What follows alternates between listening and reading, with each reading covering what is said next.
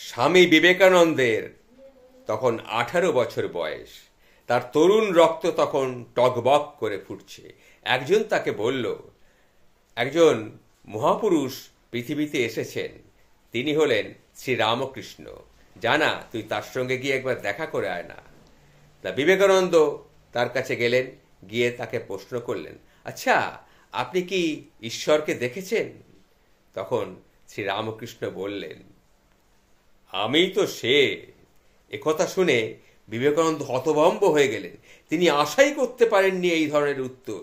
তিনি ভেবেছিলেন হয়তো তার সম্বন্ধে, ঈশ্বর সম্বন্ধে কোনো বিচার বিশ্লেষণ, বড় বড় অনেক কিছু শুনবেন। কিন্তু তিনি হতভম্ব হয়ে গেলেন। তিনি তখন হেসে উঠলেন,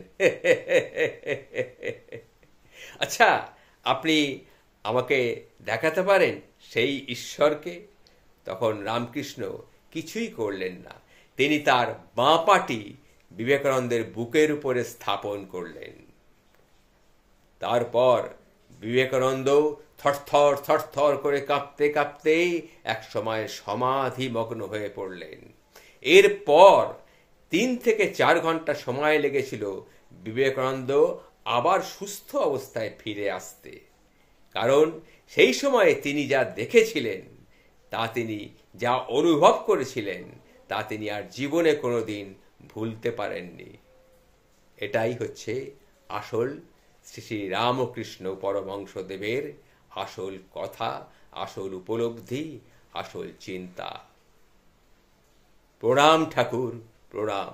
জয় শ্রী রামকৃষ্ণ। প্রণাম নিও ঠাকুর, আমার বুক ভরা ভালোবাসা নিও। আমার প্রণাম নিও ঠাকুর, আমার প্রণাম নিও।